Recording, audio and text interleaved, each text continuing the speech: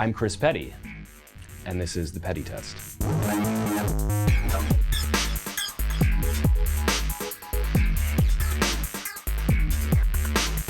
The series is called the Petti Test, and the idea with it is that I'm going to be reverse engineering sounds that we've heard on tracks. One of my favorite aspects of working here at Dubspot is when people bring me tunes that they are very into and don't have a clue as to how one of the major sounds or some of the minor sounds were made on the particular tune. And I love just breaking things apart and figuring out how to do this. So the first submission actually comes accidentally from two younger students that are in one of my classes that I teach here at the school. And they brought me a track that they really liked the lead sound on and asked me if I knew how to make it. The track is called Warp 1.9, and it has this very classic lead sound that dates back to 1983, 1984, 1985 time. And it was a preset on an old Roland synthesizer called the Alpha Juno.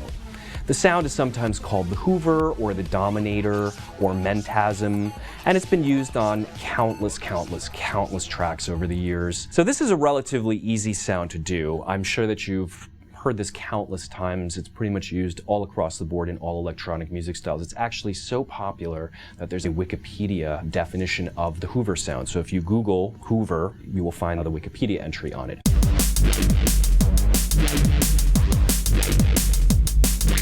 It's on my desktop here. I'm just going to preview it.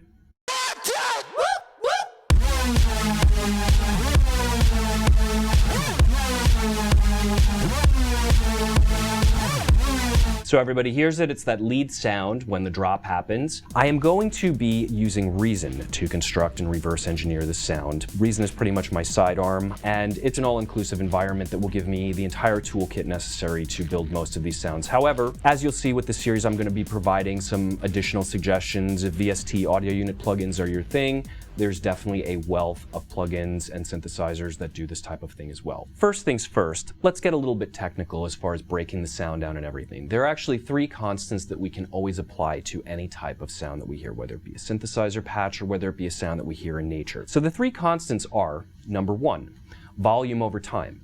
Does the sound sustain out? Does it swell in? Does it hit hard and then die off very quickly? This is actually the easiest one to describe and define first. The second one is brightness, darkness. Does the sound go from a dark element to a bright element, or does it go from a bright element to a dark, or does it just stay constant?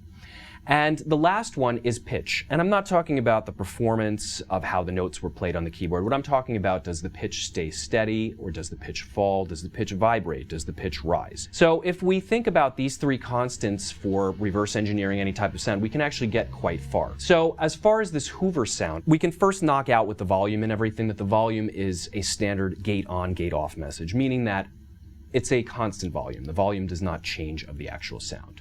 As far as the tonality goes, it continues to stay bright. It's not changing over time. And as far as the pitch goes, this is actually the big one. The pitch actually rises and falls. So it has what's known as a very big detuned unison type of sound. Just a little bit of history of the synthesizer that, this patch first existed on. It was called the Alpha Juno, and it was made by Roland in the mid-1980s. And basically what it allowed for was two oscillators and a sub-oscillator. So in essence, you have three oscillators. And it was able to do a function called pulse width modulation, which is a synthesis technique that exists on many analog synthesizers and virtual analog synthesizers. So basically the concept for it is that each of the three oscillators is an octave apart, and each one is doing a pulse width modulation.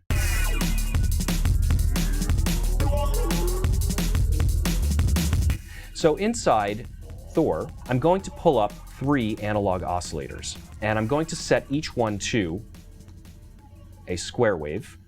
And first things first, I'm going to change the octave range. So I'm just going to set my first one up high. I'm going to leave my second one where it is, and I'm going to take my third one and set it an octave lower. And if I strike the keys now, I'm going to drop my octave range as well.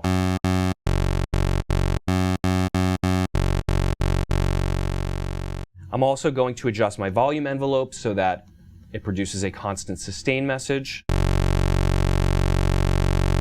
So it's not quite as big and detuned as it sounds on the recording. And in order to do this, we need to do pulse width modulation. So in my modulation matrix on Thor, I'm going to use my LFO1 to control my pulse width modulation for the oscillators. So I'm going to set it to the first one, and I'm going to choose PW. A safe amount for the modulation is probably somewhere in the 35 to 45 number range. So I'm going to put this at 37.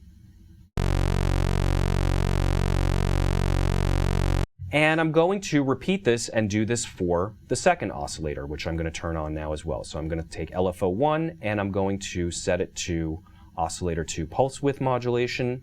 And I'm going to set this again to 30 something. Doesn't really have to be the same as the first, but I just did that. And I'm going to center my waveform position so that it doesn't silence.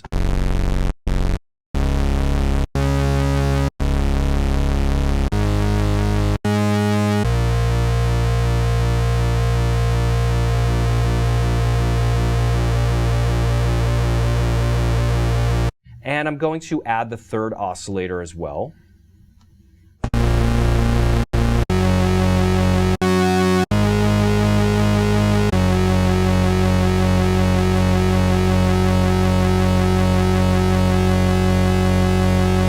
Okay, so as you can hear, we kind of have the basics of the sound already. One thing to note is that the Juno series from Roland had this absolutely amazing chorus effect on it.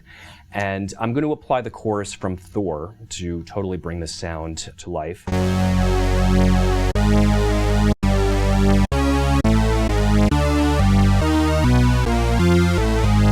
So we've pretty much got the basic tonality of the sound, and we've adjusted the volume envelope appropriately as well. So the next thing to do is to make adjustments to the pitch. So I'm going to map an envelope to control the pitch inside Thor, and I'm going to use my mod envelope, and I'm going to route it to oscillator 1 pitch and oscillator 2 pitch, and I'm going to make sure that I set the same values here for both of them. I'm actually going to do it to the third one as well. So I'm going to set this to 62, and this one I'm going to set to 62, and I'm going to go and do this to the third one as well.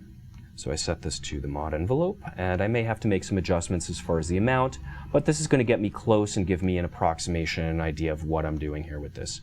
So now, my mod envelope is controlling the pitch of all three oscillators and how it plays out over time. So if I strike the key right now,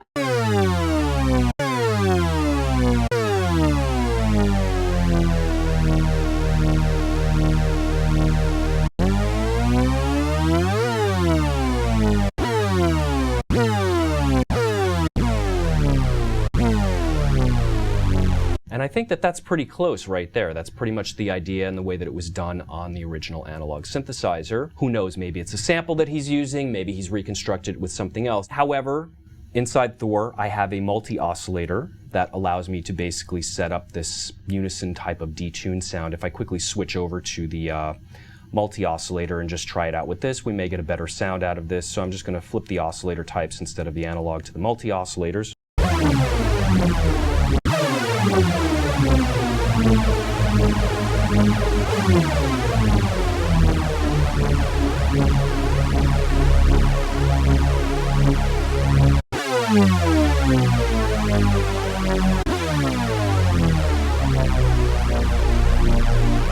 If plugins are your thing, there's actually some wonderful VST audio unit plugins that do this type of thing. Silent One by Leonard Digital is actually one of my favorites, and it's pretty much geared entirely towards unison detuned oscillators. There's 4 of them. So there's one additional one from the authentic Hoover patch and the structure of the Alpha Juno. So I hope you've enjoyed this, and I hope that you do see now that every sound can be found.